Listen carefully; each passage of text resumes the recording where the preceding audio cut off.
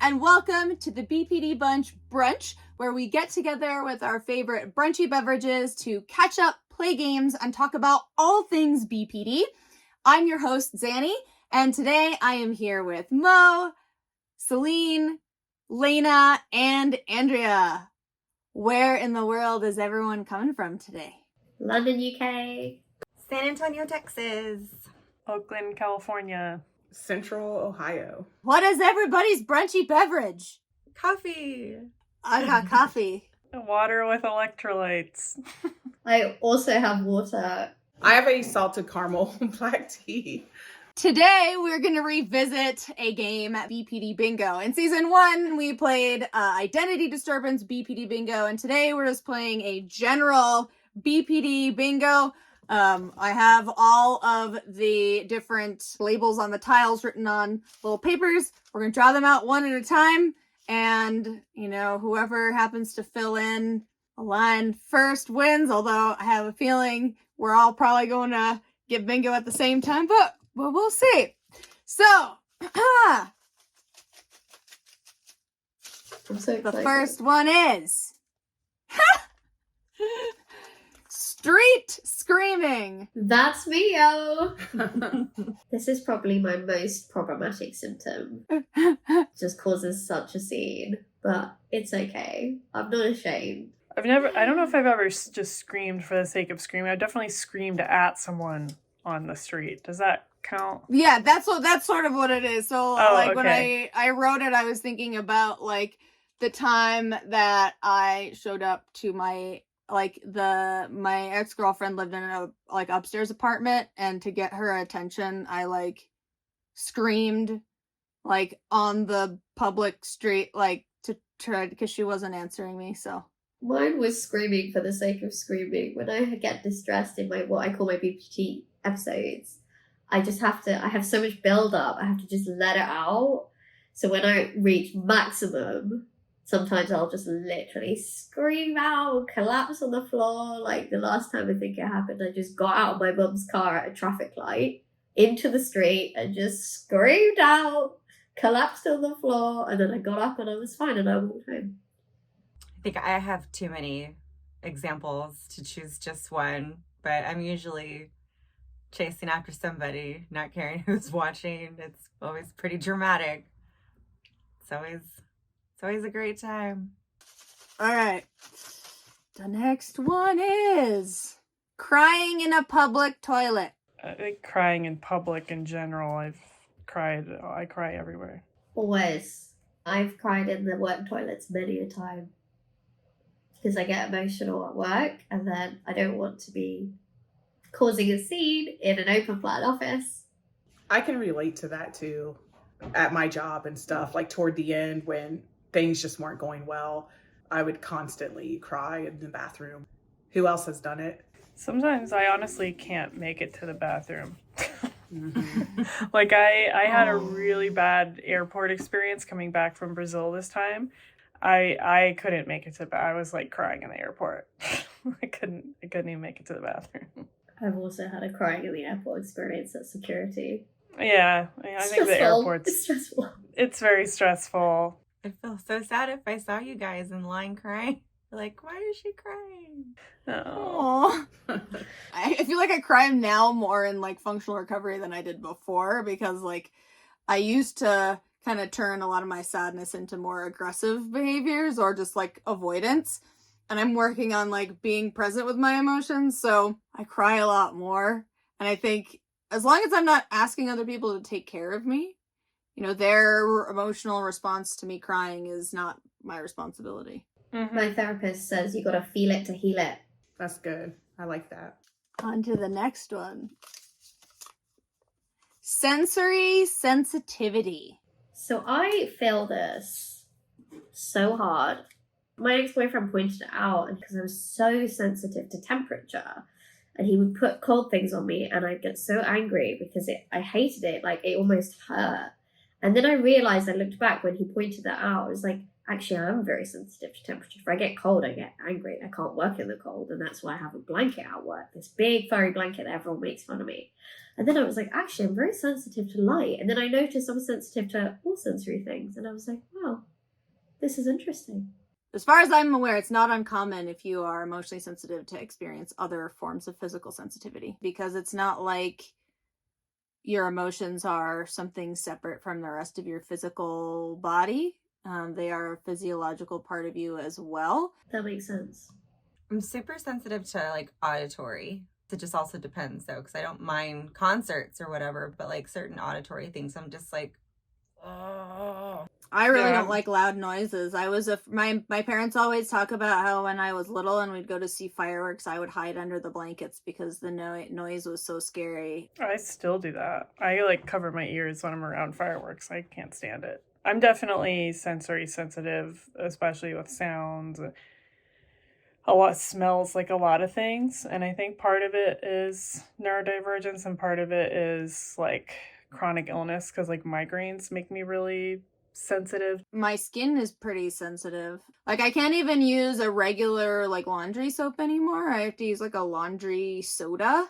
And I have this challenge with clothes where when they get old and the seams get sort of harder because like it's a pill on the inside.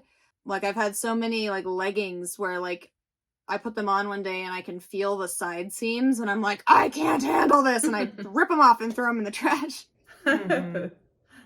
No, I definitely experience that too. I'm very sensitive about clothes I wear and stuff. Clothes are uncomfortable. They are uncomfortable. Yeah. All right, next one. Impulsive tattoos.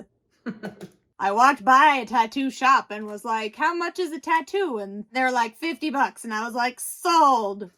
That's a deal. Yeah, I just got an impulsive tattoo last month. I got one 2 weeks ago. My impulsive tattoo is pretty small. It's just this little star. What about other Does people? it mean anything? Or No, was it just I just something thought fun? it looked cool. Okay. I have mine. It says Jumble. My best friend's name is Jammy, like pajamas. And I call her Jumble. And so I was Aw. getting work done on my arm. I was finishing my upper arm and my lower leg. I asked my daughter, I was like, can you like put Jumble on my hand or something? Just because while we were taking a break. And she's like, oh my God, she's going to love that. So it was super impulsive. We were planning on putting it there. And Awesome. she was quite excited that I did that. I got there we go. A cross equals a heart because I'm a Christian and I just recently went through a spiritual awakening in my recovery and I wanted to mark it. I love that. So I have a bunch of different impulsive ones, but one of them is this one. It says, most everyone's mad here. You may have noticed that I'm not all there myself. And it kind of marked a period of my life when I was like first I was in a lockdown and then in a partial inpatient hospitalization. Do you still like it? Yeah. I mean, I don't know if I would like go make the same decisions today if I didn't have them, but to me, my tattoos are almost like scars from when you have some sort of accident or self-harm or whatever, all the things that you have in your body where it's kind of like, it marks a period of my life. So like it's relevant because I got it when I got it. Like if I didn't have it, I wouldn't get it now because it doesn't mean anything now, but it's sort of representative of a time in my life. And so I was going to get a bunch of my tattoos removed and I changed my mind because they remind me of how far I've come from the person that I used to be. I love that. I feel the same. Almost all of my tattoos were impulse tattoos. I think I have 2 that were like well thought out and well planned. Some of the tattoos I got on impulse, I still like and it worked out, but some of them I definitely regret. I feel that. I definitely have a couple of tattoos that I'm kind of like what you're saying, Xannie, like, oh, it's a scar from a time in my life, but I'm like, damn. that was a choice. Let's move on to another one. Sending pages of texts. Woo!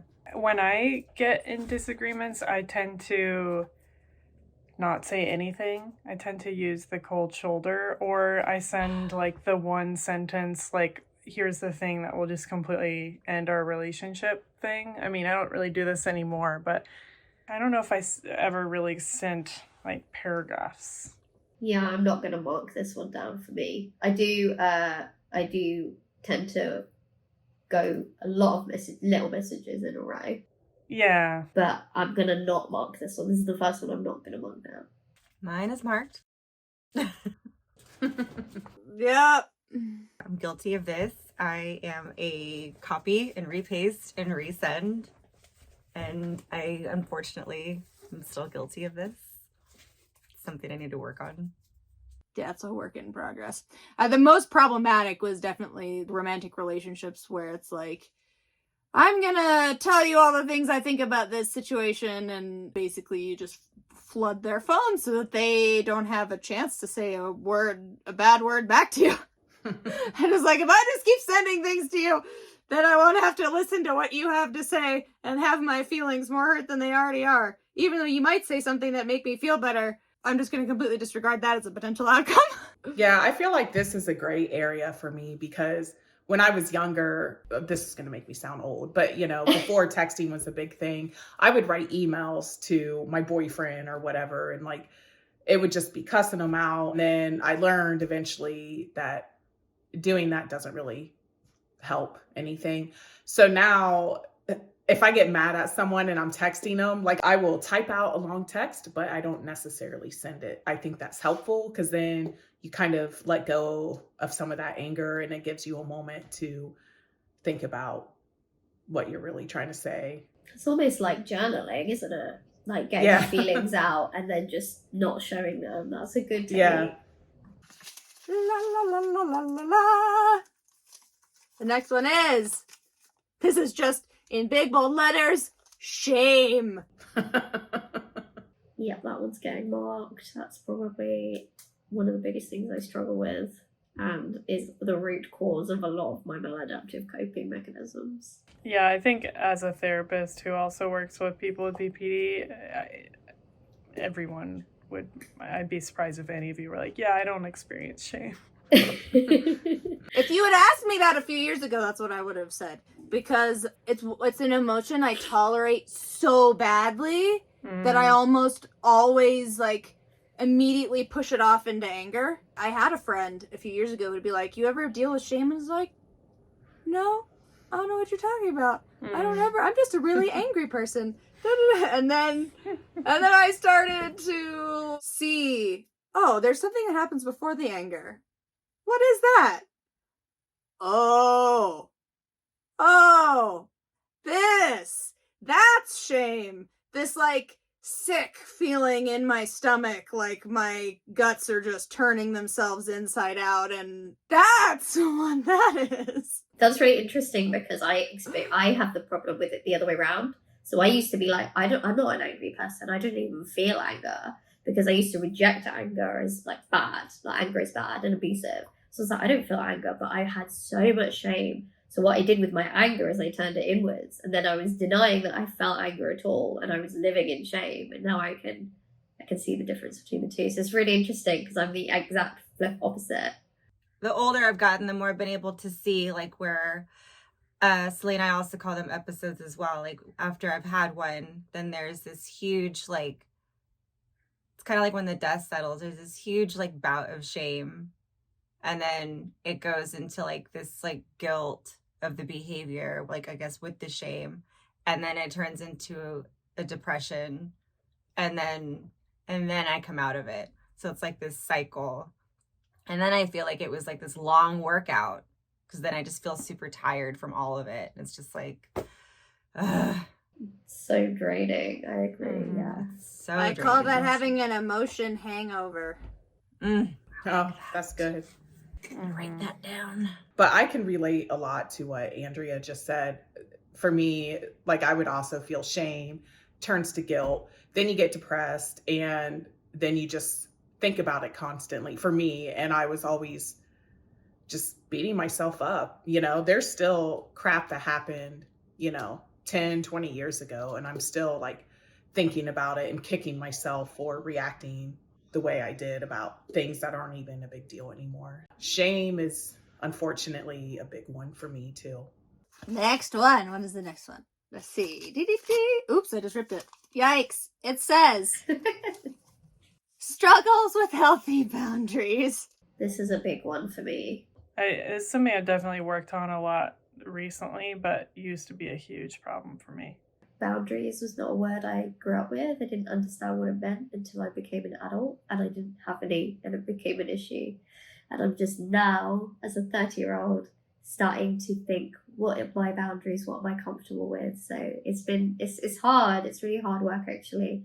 You know, there's sort of two sides to boundaries, like having your own and respecting other people's, and I feel like I've had problems with both of them. I really had this view, like, if you love someone, you put up with anything. No matter what they do, you put up with anything. So, like, when people would leave after I, like, would act out, I'd be like, well, you're supposed to be here for me for anything because I put up with whatever you throw at me, and it's like,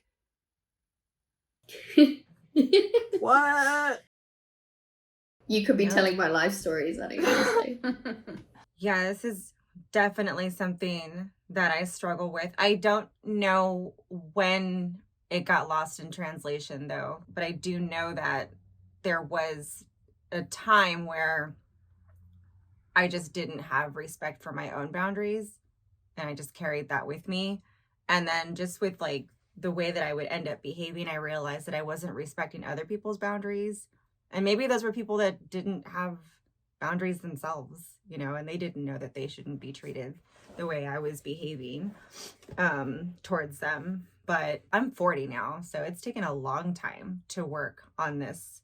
And actually my daughters helped me out with it. My daughter and my oldest niece have helped me out with this a lot. Just kind of seeing like how they're treated, or how I've treated, you know, my daughter, and how I want them to be treated. So I get really defensive with them, and how I want people to respect them, and I don't want them to go through things I went through, things like that. So I kind of started to see that as time went by, and they helped me out too. Yeah, I think for me, my struggle with boundaries was because I was really afraid of being alone and really afraid of losing relationships. And so I didn't want to do anything that would make someone upset, you know, or, you know, then what would happen was I wouldn't set any boundaries until I would just, you know, and like push people away. Right. But, you know, as an adult, I've, you know, gotten more used to being alone and more comfortable with myself. And so when I'm in any sort of friendship, relationship, whatever, where my needs aren't being met, I'm not as afraid of, you know, setting a limit with the other person that might make them upset. Cause I'm like, well, I'm good with or without you, you know? I feel like I don't struggle anymore with setting boundaries or respecting other people's boundaries.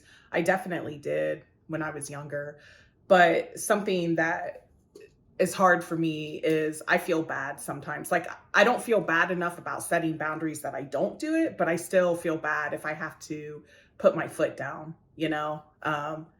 So that's still, I guess, something that I have to overcome. Yeah, it's a really common experience, Mo. I definitely struggle with that still sometimes. All right, the next one is quitting jobs suddenly. Well, yes, I did this. I had one time had a job at a Japanese restaurant, and I don't remember what happened. I think I was just like, I'm bored. Bye. I never went back. I had a terrible habit of doing this. And in the back of my head, I don't know why I speak of this so proudly, but in the back of my head, I always knew I interview great. People love me. I can get a job like that. No problem. And I would quit jobs that paid for everything and just be like, I'm done. I'm sorry. You're not going to talk to me like that. We're just not doing this. Like, I don't care. Bye. You know, and I would leave, and I would go out the door and get another job. And then somehow eventually that trend wasn't working for me anymore. But yeah, I was very, very bad about just quitting my job.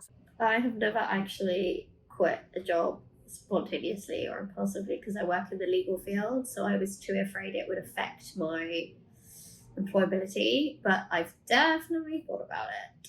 Yeah, I've definitely, when, I was working in like food service or like any sort of like service jobs, would definitely quit those. I think the one thing is I do wish I had at least like said to the manager, like, I'm not gonna be in, don't expect me to be here, so that they could have planned ahead a little better so that I wasn't like putting stress on somebody else.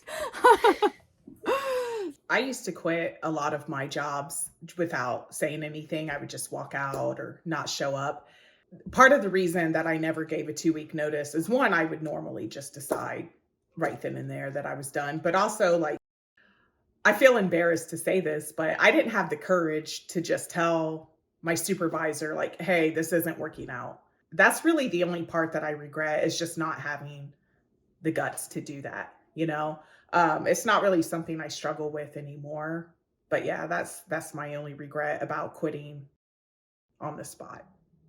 I can relate to like running away from confrontation and setting up for myself as well. Not in an employment context, but I can see so easily how that could have happened. Okay, so the next one. Ending relationships first to avoid being hurt. See, I don't do this because I wait and wait and wait because I don't like to be abandoned. And so I hang on with my little claws. So I'm not walking this one. This is not me either. This was definitely me. I always think back to when we weren't really dating. We were just in like the talking stage with this one person, and we had only gone out like a few times, but I sent a message like, oh, do you want to go out this weekend or whatever? And they didn't respond within 24 hours. And so I just blocked them and never talked to them again. Like literally, that was it. Because I just could not handle the rejection. And so I was like, nope, I get to end this. I did that stuff all the time. That is savage. Yeah. I would say I was guilty of this behavior in my younger years when I was just behaving badly in my early 20s, late teens. I was like, yeah, you're not going anywhere because I am. I would say I was not emotionally attached at the time, but once I was emotionally attached, forget it. I'm going to use the clause, like you said. You're not going anywhere because you're not going to leave me. I have feelings. Yeah. So, yeah, I can't really relate to this one because I'm like Andrea and Celine said, like, I would just cling on, So, yeah, I do. I mean, the closest that I can say is I would push buttons on purpose, just to test you, see how much you can handle. Mm-hmm. But yeah, I never ended a relationship. The next one is gifted and talented trademark child. For me personally, I guess I'll talk from my experience.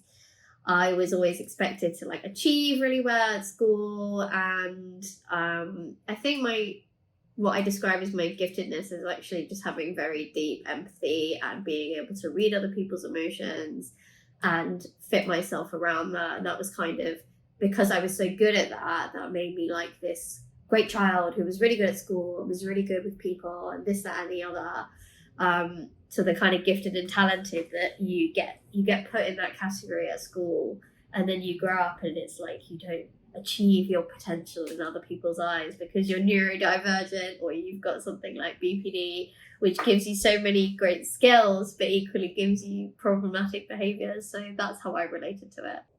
Yeah, it's the gifted and talented kid to burnt out adult pipeline. Yes.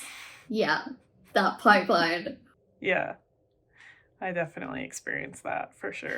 I was thinking about this recently, how like, I would be in the gifted classes in school, and then they really emphasize my academic gifts, but I was really struggling socially, and that part gets missed. I feel like, especially if you're a girl, you're assigned female at birth, you get really like, you're just quirky or whatever, and like, people don't recognize you're struggling as a kid as much, So like being in those gifted classes kind of made it even harder for me to, acclimate socially. I also relate, Lena, to what you said, but instead of the social issues, I had emotional issues, and my gifted and talentedness covered up my very severe depression. So when I tried to reach out to adults, they were like, but you're doing so well in school, which means you're fine. And I was not fine. Clearly not fine, right? Yeah. That was how I think people tried to tell me that I was lazy, because it was like, oh, well, you're so good at doing your art stuff, so you're clearly just not trying for these other things. And I was like, because I can't pay attention to them at all. That was your ADHD coming in. Next one, and I'm pretty sure this is the last one because I already read it. Okay, next one is self-invalidates almost every feeling. Bingo. Lena is the winner again! I have really good bingo luck, I guess. Yeah, I definitely struggle with self-invalidation. I think it's a pretty common challenge with BPD is just, growing up in a chronically invalidating childhood, I wasn't taught how to manage my emotions or behaviors, and instead I was just punished. And so instead of learning how to do things differently, I just punished myself, sort of preemptively, right? And so that's something I've struggled with even into adulthood, is when things are challenging, getting even harder on myself. And it's been a process of unlearning that and learning to say, yes, this is hard and we can figure it out. I have a hard time telling the difference between intuition and emotion mind. It has, even in the last year, landed me into trouble where I have a sense that something is off, but I convince myself that I'm just being paranoid, and because there's no hard evidence to really explain why I feel the way that I do, that I should just ignore it. And then there ends up being some problem or conflict down the line that, had I listened to my initial sense of the situation, could have been avoided. As I've been told, it's one of those things that just requires practice, and eventually you learn to be able to tell the difference. I relate to the self-validation as denial. And I think I used to do it a lot when I was younger and less now. And that's probably because, the moment I was diagnosed was following a kind of mental breakdown. When before that, didn't think I really had emotions or feelings or opinions. And then after that, I had all the feelings. And so pre that period was a lot of denial, having worked through a 12-step program and doing my inventory. I can see so much denial and self-validation of my feelings as a child, to the point where I didn't even know I had them. So not asking for help, not knowing that I